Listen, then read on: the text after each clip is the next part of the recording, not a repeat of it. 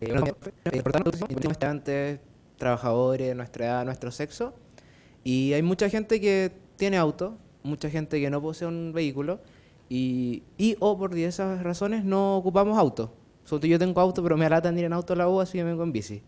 O hay otra gente que no simplemente no tiene y tiene que movilizarse en transporte público. Y hoy en día ha causado un gran furor una aplicación llamada Uber, la cual consiste en un medio para poder pedir un taxi y poder pagar con tarjeta de crédito. Eh, Mediante esto se está buscando de alguna forma la seguridad de la gente, pero nosotros creemos que estos taxis, por así llamarlo, no son realmente taxis, ya que no se ven como los taxis que nosotros vemos diariamente en las calles, no están pintados como taxi, no poseen patentes de taxi, no tienen taxímetro, algo que es como obvio que debe tener un taxi. Y algo muy importante es que no tienen los mismos seguros que tener un taxi para poder transportar gente por las calles. Por todo esto nosotros nos atreveríamos a decir que Uber es una aplicación pirata y estamos rotundamente en contra de esta y que no se debería seguir ocupando. Ahora los argumentos.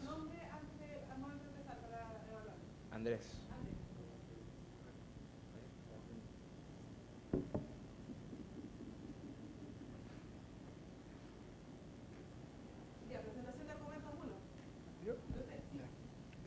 Santiago Solo, buenos días. Nuestro primer argumento está basado en que los taxis Uber no transitan de acuerdo a lo establecido en la ley. Bueno, antes de abordar el tema, eh, quiero aclarar primero que nosotros consideramos que esto de que autos particulares se consideren casi como un servicio de taxi es por el hecho de que se presta un servicio y se paga. Y por ello nosotros creemos que debe someterse a las mismas regulaciones que se adapta a cualquier otro taxi. Y así lo ha aceptado y confirmado la entidad gubernamental. El Ministerio de Transporte se ha pronunciado y ha dicho que la ley del tránsito establece que el hecho de ocupar un vehículo particular para el transporte público es ilegal en Chile y tiene una multa de 10 UTM. Y por ello nosotros nos hemos basado en un estudio de El Mercurio, en donde se muestran distintas consideraciones que tiene un taxi para actuar apegado a la ley. Lo primero es que un taxista recorriendo aproximadamente 200 kilómetros en un auto de motor 1.6 y con un precio de la benzina de 700 pesos, aproximadamente un taxi gasta al mes 250.000 pesos. Lo otro, un gasto de cuota para ingresar al mercado de los taxis son aproximadamente de 10 millones de pesos. Y el auto, que puede ser usado o nuevo, entonces nosotros estaríamos partiendo de una base que un taxi tiene que contar con 15 millones de pesos para poder funcionar. Además de 50.000 pesos del permiso de circulación y 20.000 pesos por la licencia de taxi. Bueno, un taxi que trabaja 12 horas diarias, es decir, por ejemplo, de 9 a 9, gana para su bolsillo entre 20 y 25.000 pesos. Si nosotros lo multiplicamos por 30, que el taxi trabaja todos los días, de lunes a domingo, el taxi no gana más de 600.000 pesos. Entonces nosotros creemos que es injusto, porque con el sueldo que gana el taxi, tiene que endeudarse y obviamente estos costos de no pegarse a la ley hacen una competencia desleal que luego va a profundizar mi compañero.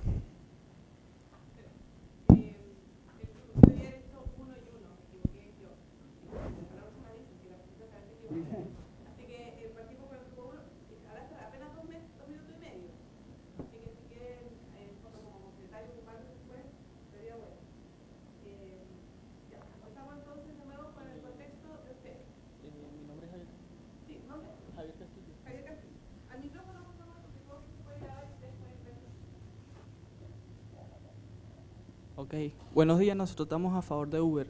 Uber es una empresa internacional que fue creada para ofrecerle un transporte de automóviles a los clientes.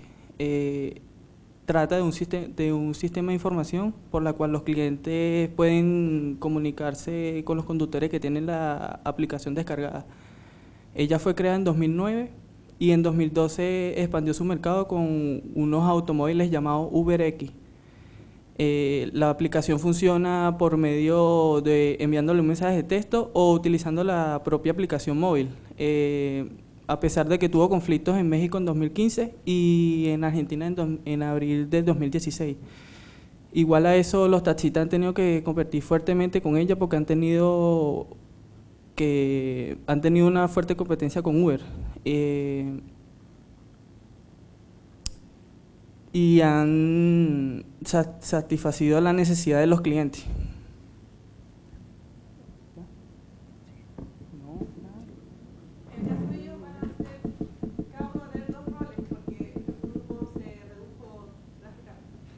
Con los argumentos.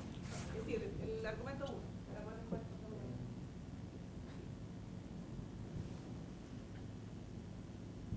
Ya, buenos días. Nosotros, como equipo en contra, apoyamos la idea de que Uber debe dejar de ser pirata por muchos argumentos que los voy a nombrar a continuación. Primero, creemos que las regularizaciones y las leyes deben ir avanzando en conjunto con la tecnología. Eso es como lo primordial, porque Uber, al ser un sistema de información, vino a facilitar a los clientes y tanto a los conductores la forma para llevar a cabo el servicio. Primero que todo, es fundamental ir dando un punteo de los argumentos más principales. Socialmente ha ayudado a las personas que están cesantes y que tienen un automóvil a volver a incorporarse al mercado laboral, ya que solamente se requiere licencia de conducir y un automóvil. El sueldo promedio de un conductor de Uber es casi 4 veces el salario mínimo en promedio. Un poco explicando, que Uber es una red descentralizada, por lo tanto cada cada conductor, es su propio jefe. Una vez que se le acepta el permiso para poder ejercer en la aplicación, tiene derecho a ejercer cuando quiera. Puede usarlo como un segundo empleo y genera un ingreso extra. Esto también ha incentivado ha hecho convertirse a Uber en una fuente, en una principal fuente de emprendimiento en Santiago, sobre todo cuando tuvo la alza que fue entre 2014 y 2015. Esto también le da mayor libertad y flexibilidad a los conductores para poder llevar a cabo su servicio y poder adaptarlo también a su primer empleo, o si es que se dedican de lleno a esto, poder ganar grandes utilidades. Según la representante de Uber en Chile, 6 de cada 10 conductores tienen planes innovadores para su proyecto. La mayoría pretende ir adquiriendo cada vez más vehículos y para así crecer y poder en un futuro emprender en el mercado de los servicios de transporte. Se ha posicionado entonces como una fuerte fuente de generación de empleo en Santiago. Según los usuarios, es un medio de transporte mucho más eficiente, ya que durante mucho tiempo los taxis tuvieron una especie de monopolio en el mercado, por lo cual se fue generando un maltrato hacia los usuarios, ya que como no tenían competencia, no tenían tenían una libertad para poder ejercer y no tenían cómo cambiarlo. Entonces eso les generó una ventaja que Uber vino a romper. Además, ha demostrado ser más barato. Se ha demostrado que Uber en recorridos puede demorar cuesta 40% menos, entre 40 y 50%. Esto porque la aplicación se guía por GPS, es decir, de un punto a otro donde se va a localizar.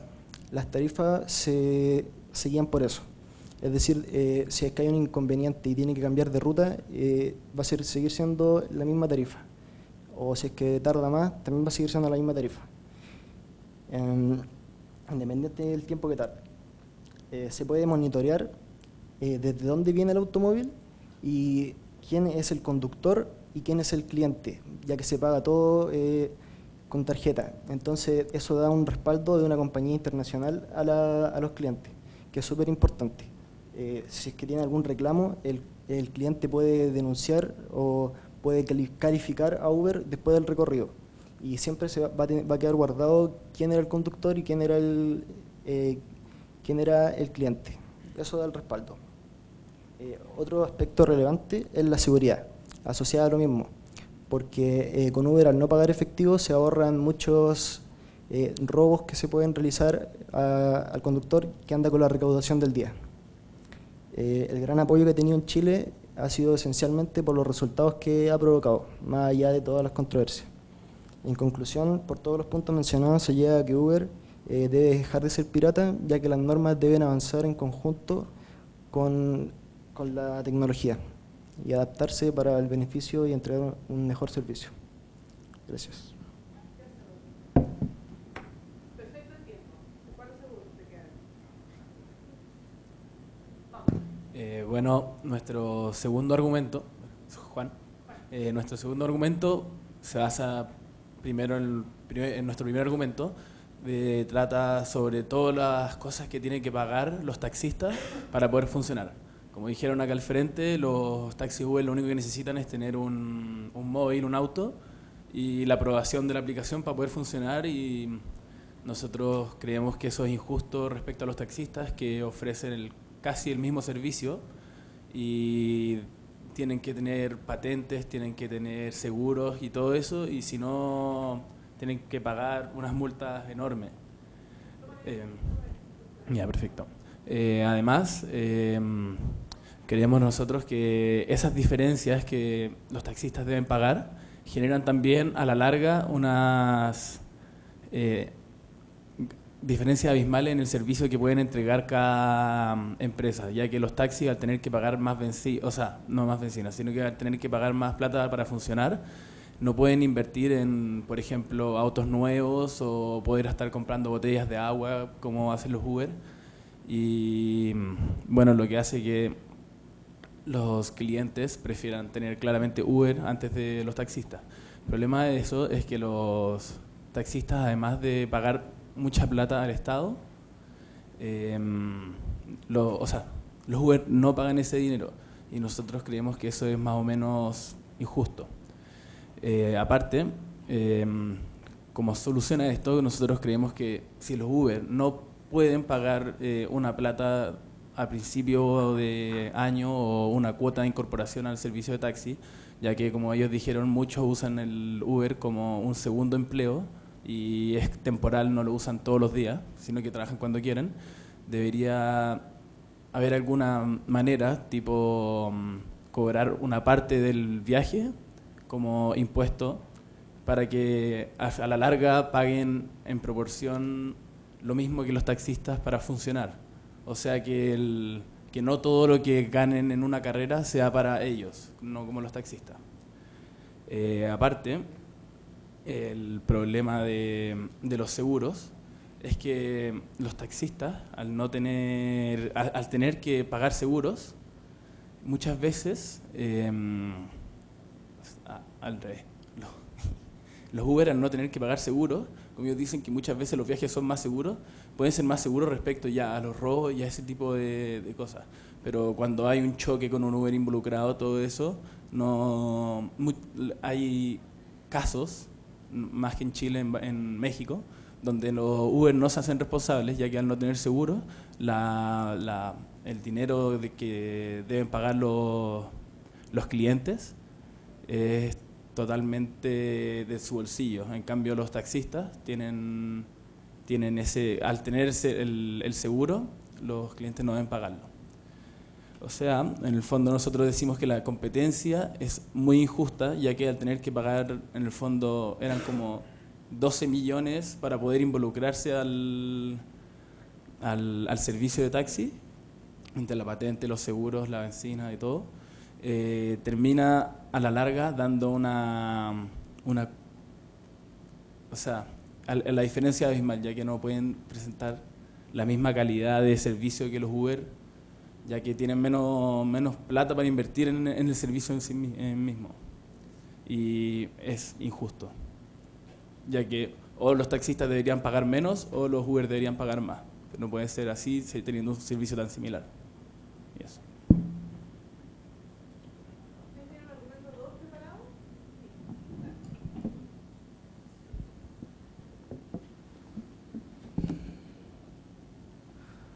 Ok. Retomando y cambiando los argumentos tuyos, a diferencia de todo eso, lo que tiene que pagar y los impuestos y todo eso, a diferencia de los taxis convencionales, Uber es una aplicación y no tienes que estar parado en la calle pidiendo un taxi. Tú puedes utilizar la aplicación y puedes saber dónde está el taxi, el de Uber. También puedes saber la información del conductor en donde te vas a montar el auto. También puedes, al registrarte en la aplicación Uber, tú registras la tarjeta de crédito tuya y eso te da una confianza de que en verdad vas a pagar y no te van a robar como hacen los taxis que adelantan el taxímetro. También los taxis están como ajustados a que sean unos autos sedán. En cuanto a Uber, no son así, sino que tienen una variedad de automóviles. Y bueno, las ventajas de Uber es que te dan una seguridad de que te van a pagar. Tienen no estafan a los extranjeros, tienen una variedad de autos. Y la desventaja de los taxis es que los taxis son sucios, estafan a los extranjeros, pueden ser mañosos con los taxímetros y...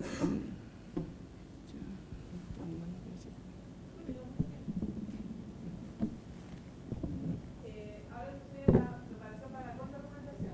Tienen 5 minutos en el grupo para reunirse. Lo importante aquí es reflejar o reflexionar en torno a los argumentos que dio el otro. Empiezan por el 5 minutos. A los otros, ¿Cómo? Lo principal que, como dijo que no dividieron en dos grupos, o sea, que eran dos roles y dos roles, y así fueron dos roles. Para que hubiera otra organización, que fueron dos organizaciones. Entonces tú vas a cualquier cosa y yo te... ¿Ya?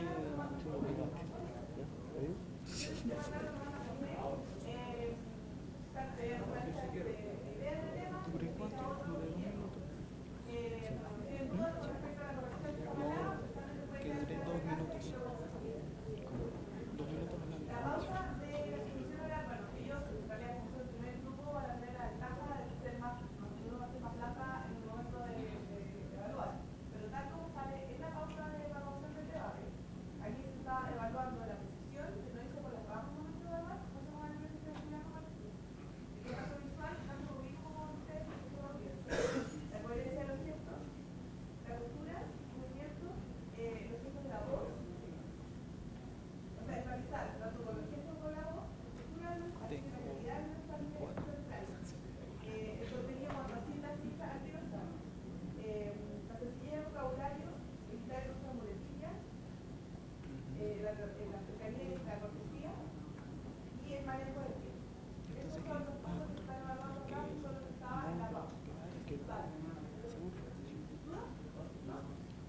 Profe, tengo una pregunta.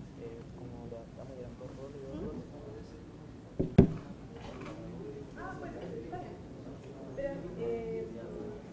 ¿Tú quieres hacer el cierre, no? ¿Cuánto uno cierra lo que tengo aquí? El cierre es el contraargumento. Sí. En el mismo tiempo. La misma persona acá que es.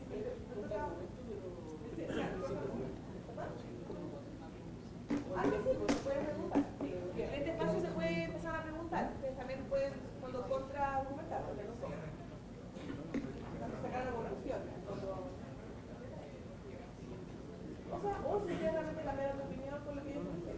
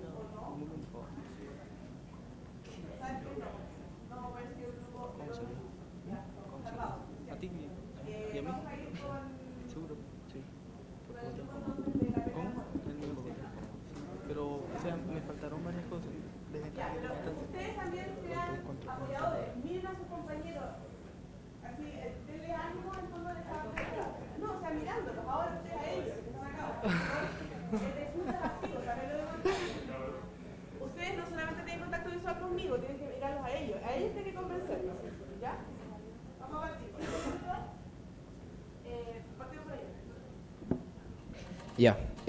Bueno, de partida, empezar porque el tema del debate es si Uber es una aplicación pirata o no. Y primero, entender como pirata, o sea, así como coloquialmente, puede ser como algo que emula o trata de hacer la misma función, pero no de forma legal. Sí. Y bueno, lo que ellos han hablado todo este tiempo es de las ventajas que tiene Uber. Y sin duda, ellos nos van a ganar siempre las ventajas porque claramente tienen menos costos, pueden comprar mejores autos, comprar cosas extras, pero sin embargo no están transitando, no están trabajando bajo el marco legal, que es lo que creo yo importa, porque con todo lo que está pasando en el país ya es el colmo que todo sea como chanta, así, sin ofender. Pero también responder a que si fuese tan fácil meterse en el mercado de los taxis, bueno, ya hay una sobrepoblación de taxis, lo que hace de partida que todos nos movamos más lento en la calle, que los taxistas en verdad estén más enojados, entonces tú cuando quieres tomar un servicio, la gente está de mala gana, porque tienes mucha competencia, no te están pagando bien, tienes que pagar más impuestos, más de todo. Bueno, la variedad de los autos, que es lo que ellos recalcan también, es algo que claramente no se puede tener mejor siendo taxista, ya que tienes que pagar de partida 15 millones más o menos, como dijeron mis compañeros, y acá nada. O sea, tu auto, tu seguro obligatorio y sería. No se trata de lo que ellos han estado hablando de ser pirata o no, sino solamente de las ventajas que tiene Uber. Y nosotros creemos, así como una pregunta que imagínate ya, ojalá todos nos titulemos de acá, independiente de administración o economía. ¿Qué pasa si tú ya pidiendo un trabajo, le dan el trabajo a alguien sin tener un título por estar mejor vestido que tú? Que es básica, una metáfora más o menos para poder apreciar la diferencia entre Uber y los taxistas, que sin ser taxista y porque te ves mejor o porque tal vez tienes mejor llegada al público, te deberían elegir. Sin embargo, no pasaste lo que todo estudiante tiene que pasar, que es estudiar, sacarse malas notas, buenas notas y todo eso. En cambio, llegas y lo haces de una manera fácil. Nosotros creemos que eso es el mayor contraargumento que podemos tener, y sobre todo, vuelvo a recalcar, porque ellos no se basan en que si la aplicación debe o no ser pirata, sino simplemente es las ventajas que tiene. Vamos a dar un minuto para responder. ¿Ustedes quieren continuar o se vas a ir? ¿Está bien? Ya. Entonces, un minuto para responder. En caso de que ustedes tengan preguntas, y también van a tener su tiempo para responder. Ya. Primero que todo, responder a lo que dijo, o sea, sobre, claro, sobre las normas legales. Durante 2015 la Comisión de Transporte llamó muchas veces a Uber y por eso sigue en funcionamiento. Se ha llegado a muchos acuerdos, pese a que no se ha llegado a conclusiones. Sin embargo, se llegó a que Uber puede seguir ejerciendo en el mercado, siempre y cuando cumpla con los estándares, obviamente que no van junto con las críticas que se le ha hecho y el marco legal. Lo que nosotros proponemos entonces no es más que Uber sea legal. Así vemos nosotros el tema del debate, que se legalice Uber. Uber durante muchos años, o sea, el poco transcurso que lleva, ha demostrado tener un mejor servicio, y eso es verdad. Sobre los marcos legales, todos los ataques que se le han hecho han sido porque no se le ha dado la oportunidad de que se incorpore a las regulaciones establecidas, porque las regulaciones establecidas por la Comisión de Transporte están, por así decirlo, beneficiando al mercado de los taxistas, y eso es lo que nosotros contraargumentamos. No sé si me explico.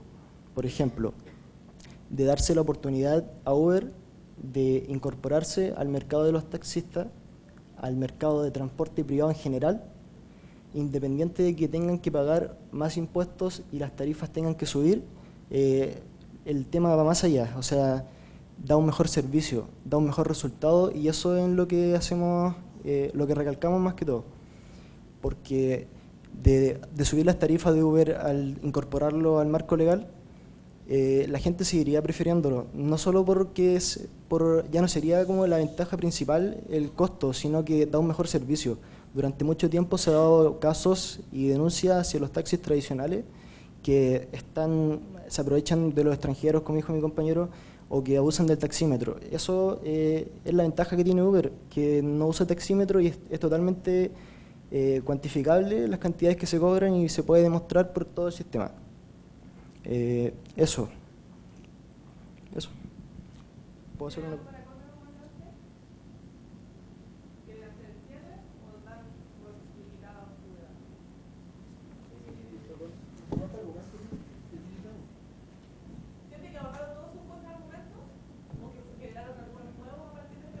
Sí, que como él dice, si es que se le pudiera dar, si es que se le pudiera dar la posibilidad a los Uber de poder trabajar bajo el marco legal, o sea, pagando la patente taxi, algunos seguros específicos, yo creo que caeríamos en lo mismo, sería un taxi más, y sería la gracia que tiene el Uber, apoyando lo que ellos dicen, es que no tienen que pagar eso y por ende es más fácil la entrada. Si tuvieran que pagar, caerían en el mismo problema que tienen los taxistas, que es pagar todo esto y no tendrían, asumo yo, las características o la capacidad de comprar vehículos de un mejor estándar o cosas extra como agua. De repente, al principio cuando salió Uber te ofrecían llevarte al McDonald's y tenían como 10.000 pesos para comprar si ibas con ellos.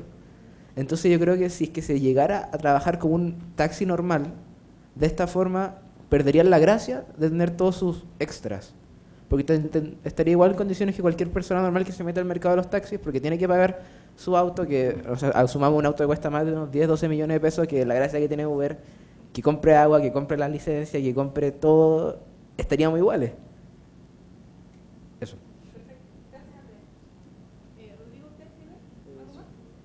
Sobre eso, que la principal ventaja que tiene Uber no es solamente el costo, sino que el sistema de información que hay detrás de todo esto. Uber tiene la facilidad de que cualquier persona que quiera acceder a él puede hacerlo desde su teléfono y contactando al que esté más cerca, y así evita mucho llamar a un taxi, tener que proceder más allá para poder acceder al servicio. Esa es la ventaja principal que tiene Uber, no es solamente el costo, y esa vendría siendo su única ventaja. Uber principalmente, aparte del servicio que estuve mencionándolo todo este tiempo, es la facilidad y la tecnología que implementa. Uber implementó una idea innovadora para poder llegar a sus clientes, y esa fue la principal ventaja que lo proyectó hacia donde está ahora, no es solamente el costo. Para concluir, nosotros creemos que las normas legales, si se adaptan si las normas legales se adaptan a la actualidad y se adaptan a Uber, y independiente de los impuestos y todo que se tenga que pagar, se regularizaría de mejor forma todo el sistema de transporte privado. Eso.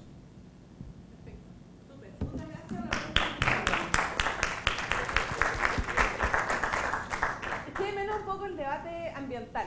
Creo que ahí también hay un ingrediente, que hay muchas publicaciones, de hecho hay varios economistas que han sacado el cálculo de cuánto consume un taxi normal versus Uber en cuanto a polución.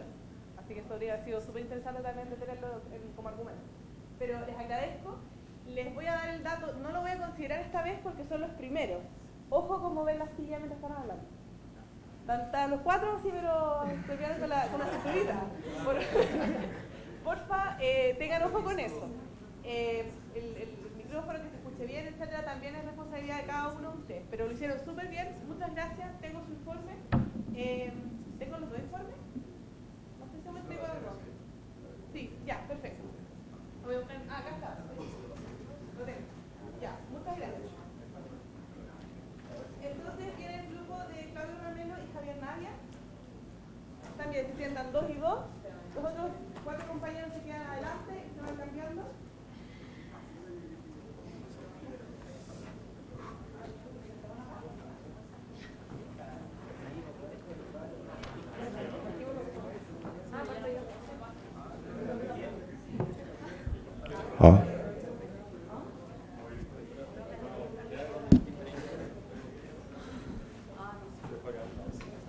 ¿Qué tal?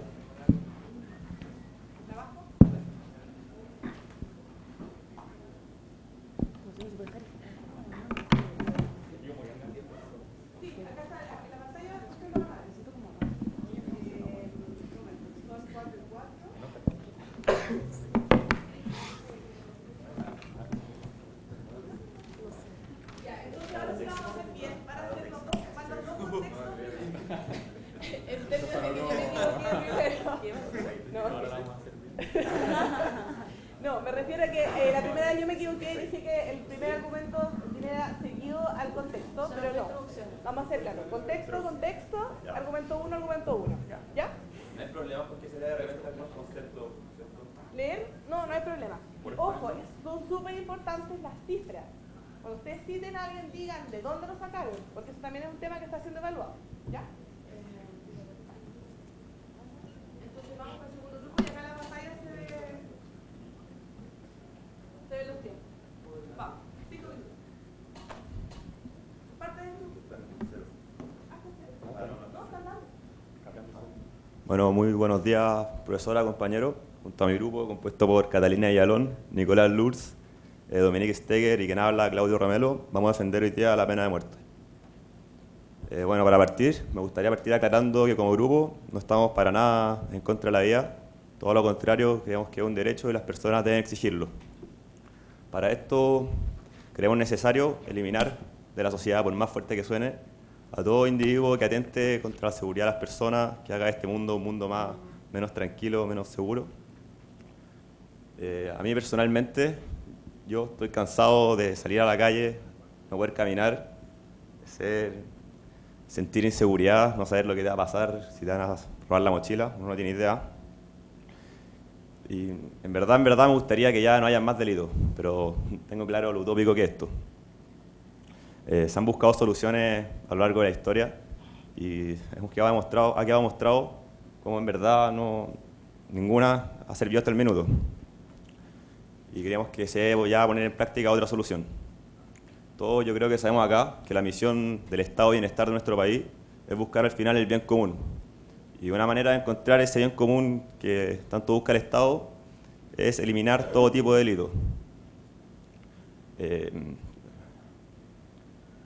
Bueno, ¿cómo se elimina todo este tipo de delitos? Ya, como dije antes, se han buscado miles de soluciones y no se ha podido encontrar y creemos que ya es hora de empezar a eliminar a la gente ya que está haciendo todo este tipo de delitos.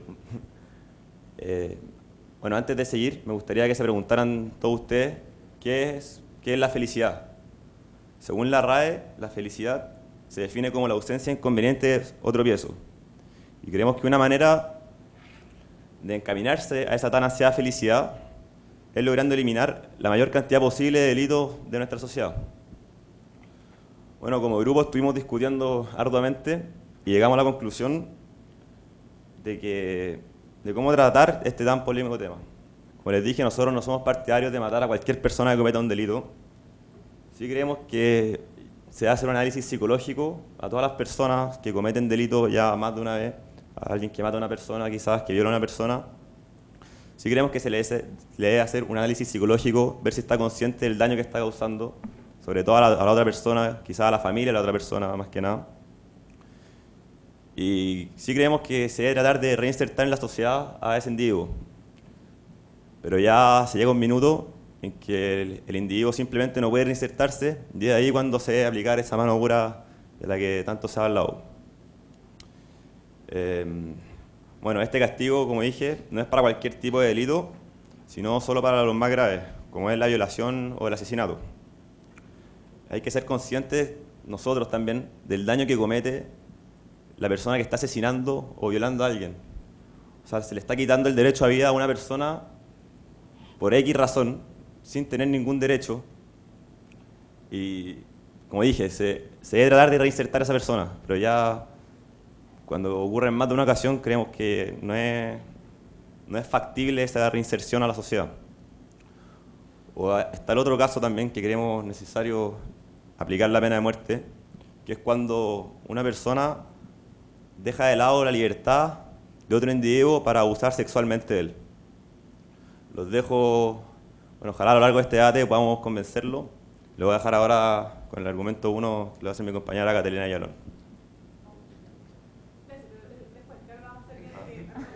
Bueno, con mi contrincante entonces. Aló, aló. Yo manejo el tiempo, te quedó justo un minuto. Así que... No. Sí, dale, no, al grupo también. Buenos días, yo soy Javier Naya y junto a mi grupo Slaven Illich, Cristóbal Nani y Nicola Torres vamos a presentar nuestra postura en contra respecto de este tema. pero primero que todo les voy a contextualizar de qué tema estamos hablando. Claramente hoy en día el tema de cómo funciona la pena de muerte y cómo se aplica da mucho de qué hablar y tiende a ser un asunto que se abre a diversas posturas y opiniones a lo largo de todo el mundo. Se podría considerar que uno de los temas más polémicos en la actualidad, por lo mencionado anteriormente y por todo lo que puede abarcar en la sociedad. Pero vamos por partes. ¿Qué es la pena de muerte y de dónde proviene? Pena hace referencia a castigo, que es aplicada por un juez dependiendo de lo que esté estipulado en la ley. Tiene como fin el quitar la vida de la persona que, según el juez, cometió una falta grave. Existen diversos tipos de sanciones en este sentido, tales como la decapitación, la electrocución, el ahorcamiento, la inyección letal y el fusilamiento por la nuca. Quizás esto suena bien, que castigar a las personas que cometen delitos graves a través de la misma forma que ellos lo hacen. Como dice la frase, ojo por ojo, diente por diente. Y tiene como finalidad la búsqueda de la disminución de la delincuencia y de los homicidios. Pero pese a parecer una rápida y una justa sanción, al llevarlo a la práctica no tienen los resultados que uno espera. Claramente las sanciones de esto no son soluciones concretas. Hay un margen de error, el cual es totalmente irreversible para la persona que fue acusada. Mucho menos es una solución humana, debido a que no se le puede dejar a un juez el futuro del acusado en sus manos. Se podría considerar como un método arcaico. Un gran ejemplo es Estados Unidos, una gran nación, que hoy en día aún tiene vigente todo lo que es el tema de la pena de muerte. Aun cuando organizaciones internacionales están en contra y tratan de abolir esta ley para que no se implemente en los países que aún la tienen vigente. Por otro lado, Chile, junto a otros 5 países, también tiene vigente la pena de muerte, pero solo con la condición para aplicarlo a la gente que hizo crímenes de guerra en tiempos anteriores.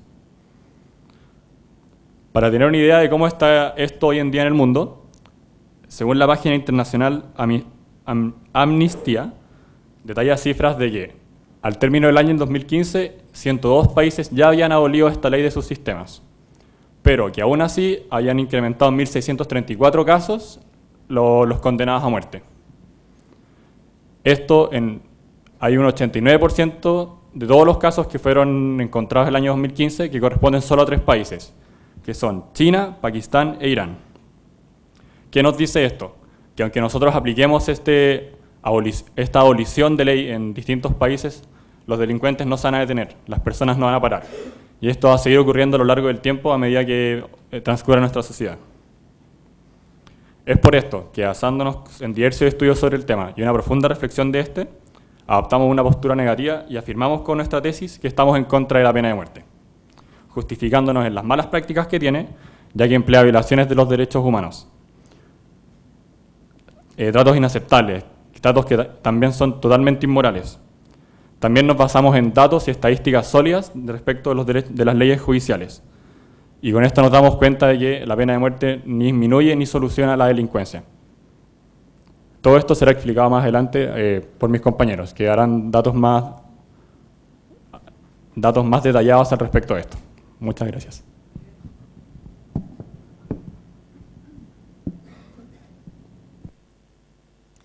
En primer lugar, para defender nuestra tesis, quiero decir que todos sabemos que dentro de la cárcel también ocurren abusos y violaciones entre los encarcelados, que hace que adapten cierto estatus los criminales que entran. Es decir, que las personas a las que se les da o se les sentencia un tiempo en la cárcel no tienen la misma oportunidad de tener el mismo castigo dentro de ella.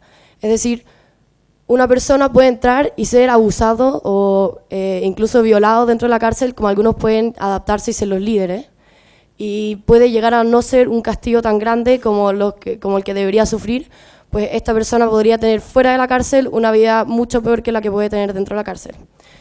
A lo que voy es que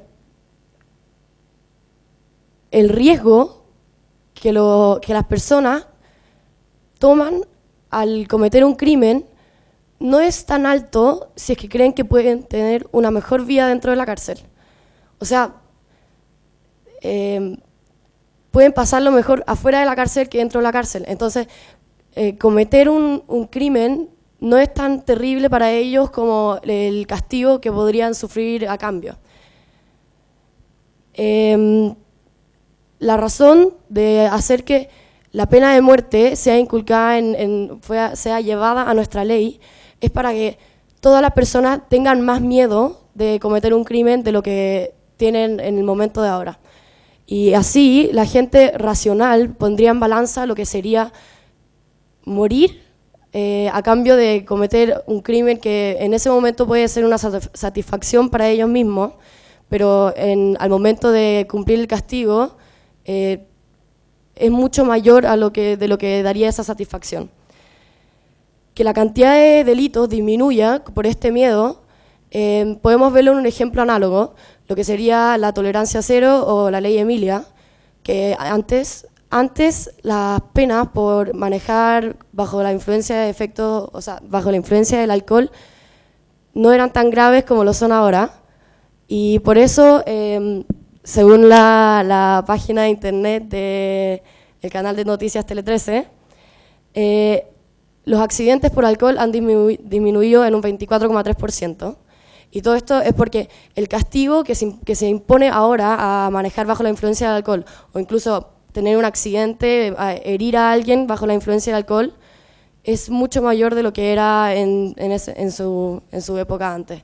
Y por eso ahora, como ha disminuido, es un hecho de que el miedo de las personas de tener que cumplir o pagar una culpa más grande disminuye la cantidad de crímenes que hay. Muchas gracias.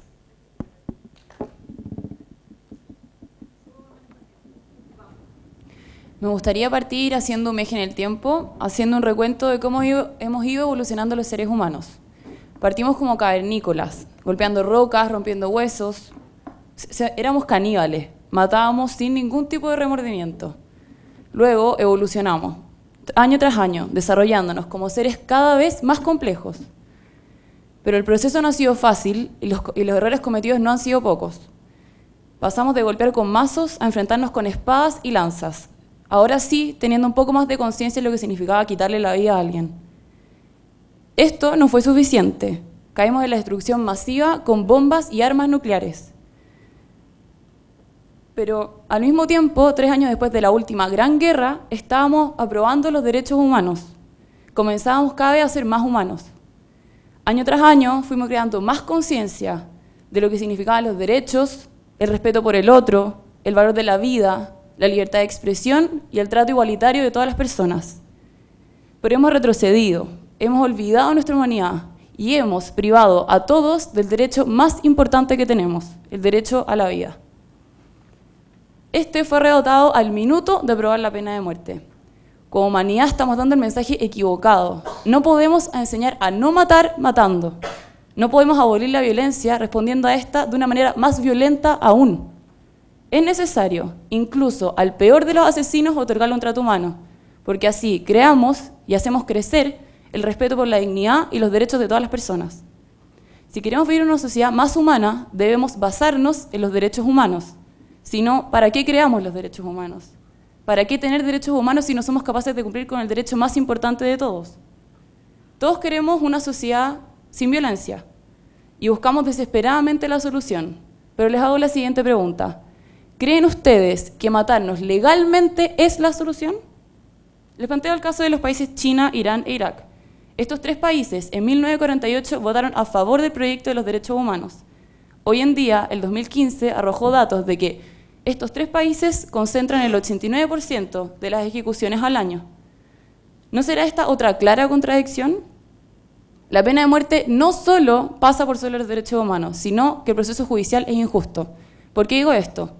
Para el año 1971 se estaba aprobando un proyecto que se llama Bill of Rights, que se trata de 10 encomiendas que se deben siempre considerar al minuto de ejercer un proceso judicial. 2 de estas están siendo violadas. La número 8, que dice que está prohibido aplicar penas crueles e inusuales, y la número 9, que explica que aunque la enmienda no menciona todos los derechos, esto no significa que los niegue o que los menosprecie. Esto demuestra claramente que la propia naturaleza de la pena de muerte se contrapone al proceso justo. Tenemos por otro lado la discriminación. En primer lugar, tenemos la discriminación social. Al minuto del juicio, los más pobres no tienen los recursos para poder pagar un buen abogado que los defienda, mientras que los más adinerados pagan al mejor abogado de todos para poder salir muchas veces libres siendo culpables. Y en segundo lugar está la discriminación racial. Está comprobado que es 4 veces más probable que sea condenado a alguien que asesinó a una persona blanca que asesinó a una persona de color. Un ejemplo de esto es el caso de Estados Unidos.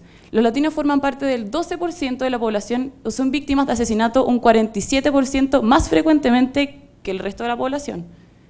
Pero a pesar de esto, solo el 4% de las ejecuciones involucran víctimas latinas y más del 80% involucran víctimas blancas.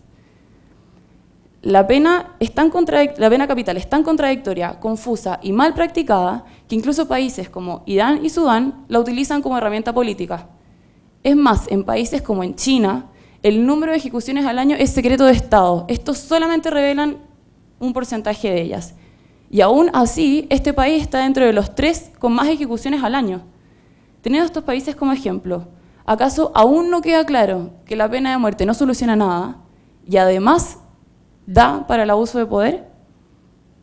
La pena de muerte sí viola el derecho a la vida, sí es tortura, sí es discriminación social y racial, sí es primitiva, sí es abuso de poder, sí es retroceder como seres humanos y se encuentra muy alejada a la verdadera solución del problema. Les dejo la siguiente pregunta. ¿Cuánto tiempo nos tomará darnos cuenta que la violencia no es la solución a la violencia? Eso.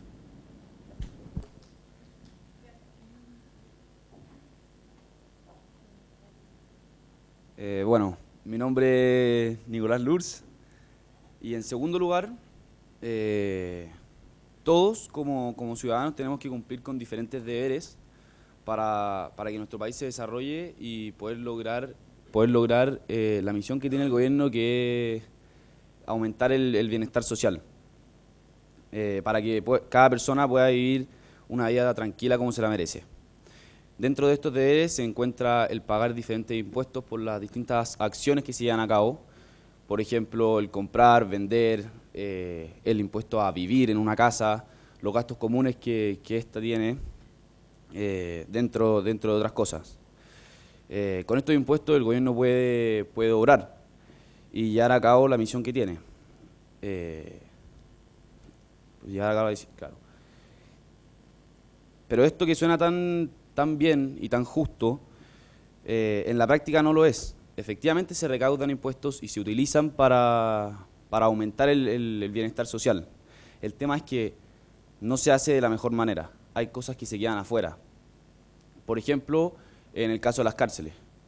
¿Se han preguntado cuánto cuesta mantener a un rehén dentro de una prisión?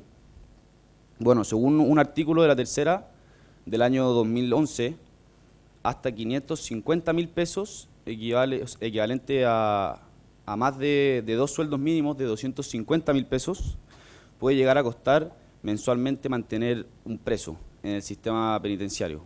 Así lo reveló el ministro de Justicia, Teodoro Rivera, de aquel año, quien dijo que el Estado desembolsa entre 350.000 pesos hasta 550.000 al mes, por cada uno de los cerca de 54.000 rehenes de las cárceles chilenas. Bueno, estos ingresos efectivamente podrían utilizarse para aumentar el bienestar social, por ejemplo, con un caso que hoy día es muy polémico, como es la educación. Y si se invirtiera en la educación, se podría claramente obtener este bien social, aumentar este bien social poco a poco.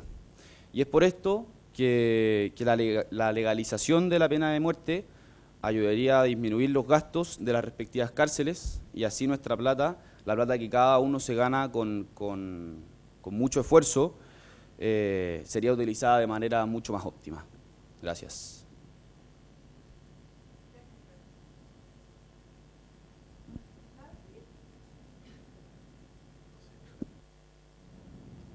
¿Aló? Ya. En cuanto a el origen de la pena de muerte, que se remota a siglos pasados, fue originalmente creada con el objetivo de que la gente viera en vivo y en directo la condena del imputado. Esto generaba en la gente el deseo de miedo y posteriormente una negación a hacer el delito. Pero hoy en día, en un mundo más civilizado, no se muestra en vivo y en directo la muerte del imputado por la pena de muerte, valga la redundancia. Es por esto que el principal objetivo de la pena de muerte se perdió a través de estas nuevas como reglas que se llevaron a cabo para hacer la pena de muerte en el mundo de hoy. Y posterior a esto,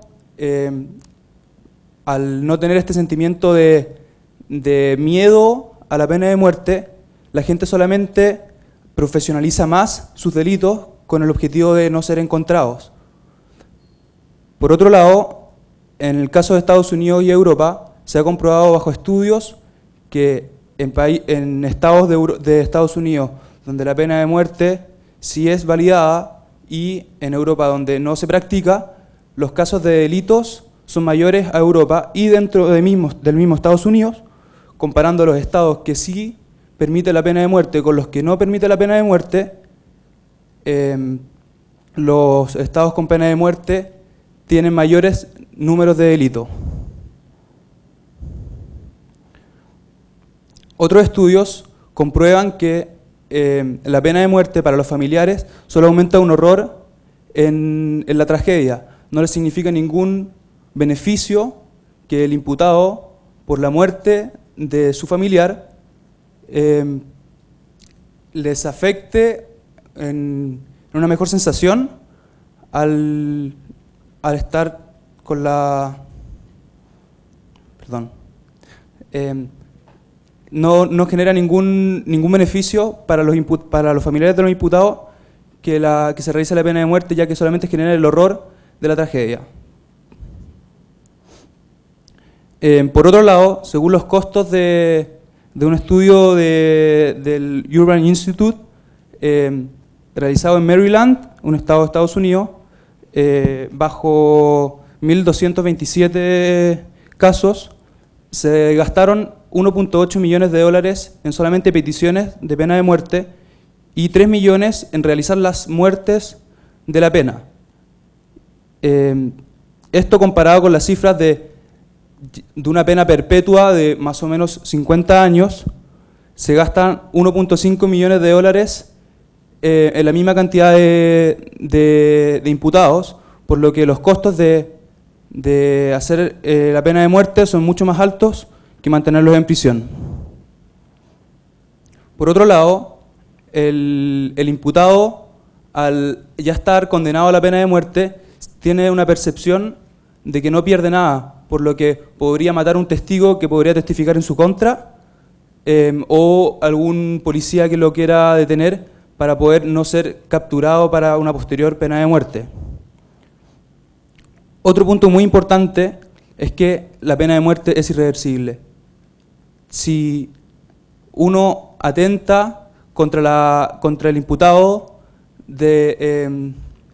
condenándolo a la pena de muerte, y luego de la pena de muerte, o sea, el imputado ya muerto, y bajo una nueva investigación se deduce que el culpable no era el que ya murió y que era otra persona, ya no se puede volver atrás, ya no hay tiempo de arrepentirse y la pena ya se hizo y podría haberse matado a una persona que era inocente. Y por último, las penas de muerte se hacen a personas que realizan delitos capitales. Esos delitos van destinados esa gente que realizó esos delitos va a cárceles de alta seguridad, donde las muertes son nulas, o sea, son casi nulas, salvo por una persona, por ejemplo, el Chapo Guzmán, que por algo es tan polémico, porque normalmente en las cárceles de alta seguridad no pasa nada, no se escapan. Entonces, las cárceles destinadas a estos tipos de delitos no existen prácticamente fugas.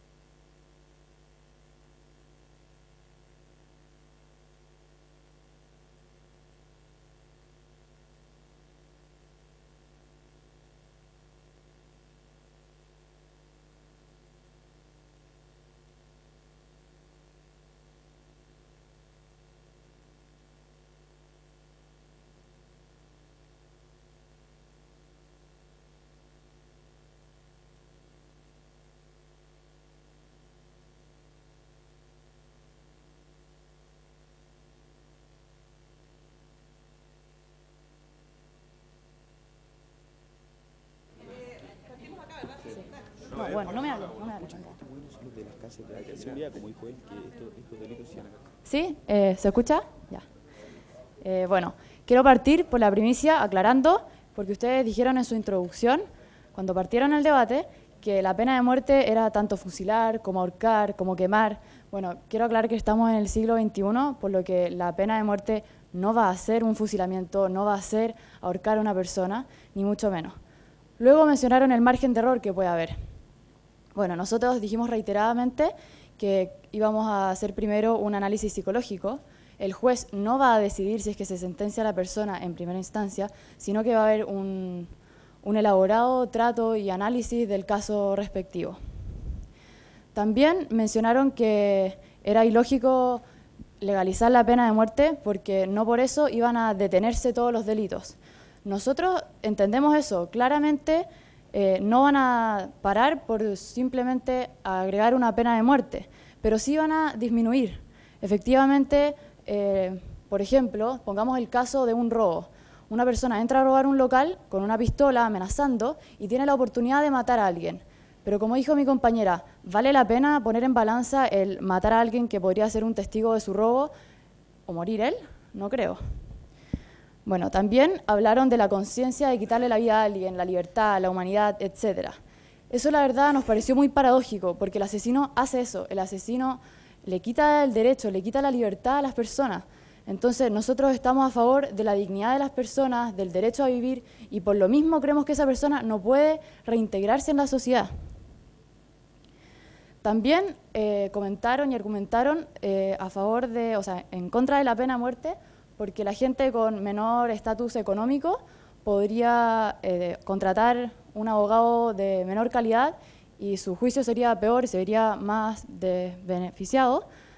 Sin embargo, nosotros no estamos hablando de una estafa millonaria, no estamos hablando de casos que puedan ser justificados por un abogado, estamos hablando de asesinatos, de violaciones. Va mucho más allá de un buen abogado, entonces creemos que eso tampoco es válido. También dijeron que al aplicar pena de muerte no se generaría miedo, sino que se profesionalizaría el delito, cito lo que dijeron.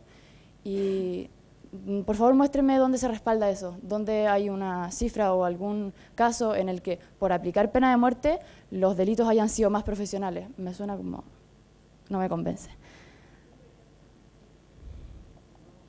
Bueno, también dijeron que, ejemplificando con Estados Unidos, que hay estados en los que donde sí se legalizó la pena de muerte y hay mayor cantidad de delitos que en otros estados donde no está legalizada. Bueno, deben entender también que los estados tienen distintas cantidades de población, hay millones de otros factores que influencian también en la cantidad de delitos, no solamente la pena que se aplica. Bueno, otro argumento que dijeron que queremos desvalidar es el costo de mantener a una persona en cadena perpetua. Lo acabamos de calcular y mantener a una persona en una prisión 50 años costaría alrededor de 330 millones, según las cifras que ustedes nos dieron. Lo que claramente es mucho más costoso que ejecutar al crimen, o sea, a la persona que cometió el delito. Para finalizar, también dijeron que no se pierde nada si es que uno ya está condenado a morir. Dijeron que una persona que está condenado a una ejecución no pierde nada y podría matar a más gente, pero esa persona no está... Primero quiero eliminar esa afirmación, porque una persona que esté condenada a pena de muerte no estaría suelta en la ciudad como para seguir haciendo males, estaría como que no tendría la oportunidad de cometer otro delito. Y además, esa misma lógica se podría aplicar a cadena perpetua. Una persona también podría decir, lo que no creo, porque no comparto su opinión, pero en el caso de compartirla, la misma lógica se puede aplicar como no pierdo nada, tengo cadena perpetua. Entonces tampoco es válido eso. Bueno, concluyendo, nosotros como grupo creemos que debemos mejorar el bienestar social. Todos queremos un Chile mejor, todos queremos un ambiente más seguro y ameno para nuestras siguientes generaciones.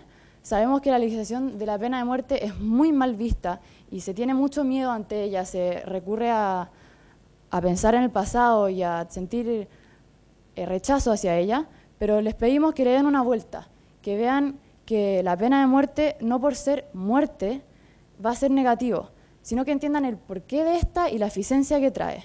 Entonces también queremos cerrar con una pregunta. ¿Desean vivir en un país en el que la seguridad es una preocupación menos? Nosotros también.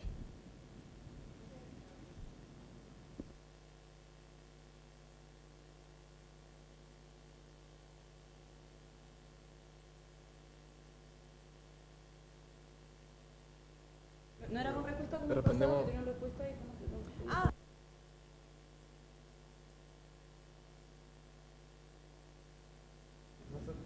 Ya, lo del fusilamiento y todas esas penas que eran muy crueles y tortuosas, no era como refiriéndonos ahora, sino que era como para contextualizar de qué era la pena de muerte. Tal vez lo deberíamos haber especificado más y por eso quedó confuso, pero tenemos claro que ahora solamente se utiliza la inyección letal porque todas las demás penas eran demasiado terribles.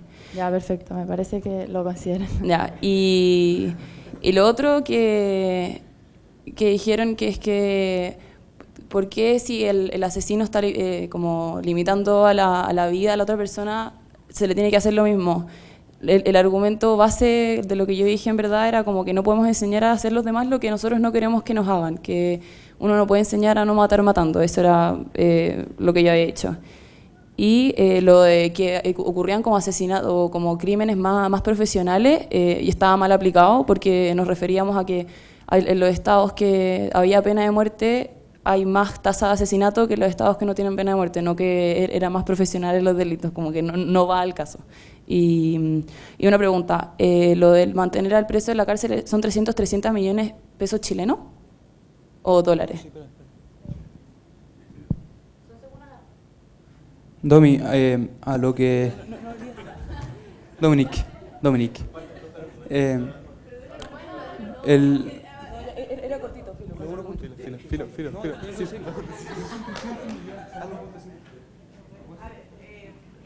Y son pesos chilenos, está bien ya.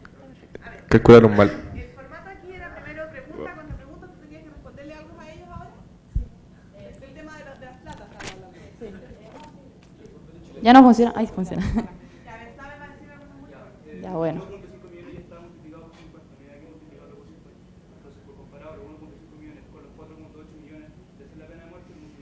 Ya, espérate, sí, la verdad es que el cálculo matemático después si queréis lo vemos, pero igual pongamos la lógica más allá de lo matemático. Claramente, o sea, no necesitamos un cálculo para darnos cuenta que ejecutar a alguien cuesta menos que mantenerlo 50 años en cárcel.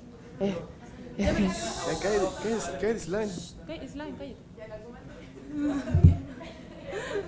Ya, entonces ahora tú Joan puedes hacer tu propio argumento y cierre. Ahora sí. Y ahí si ustedes ¿Cierre? tienen réplica, eso también pueden replicar.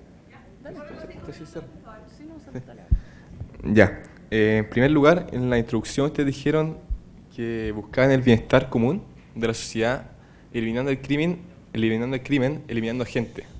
Lo cual es erróneo porque quita el derecho de la vida, que está establecido en el Estado de Derecho de la Constitución, capítulo 3, artículo 19.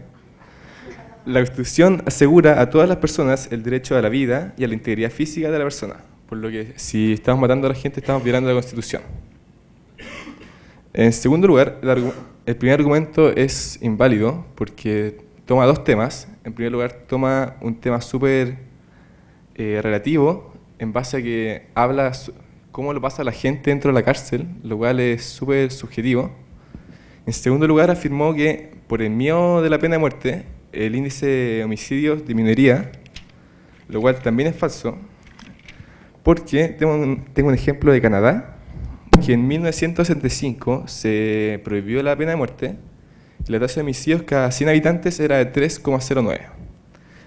Pero cuando se prohibió, a los 5 años ya era 2,41 y en 2003 ya era 1,73 cada 100.000 habitantes, o sea, un 40% menos.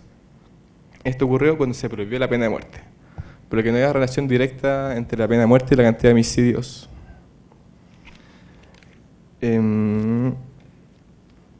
Finalmente, hablaron que era más barato ejecutar al prisionero que encarcelarlo. Sin embargo,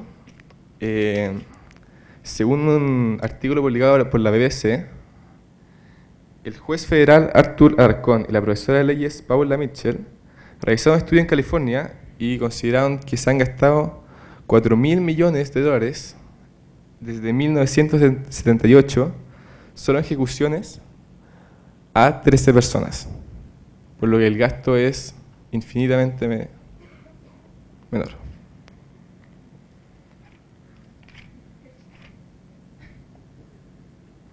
Y eso.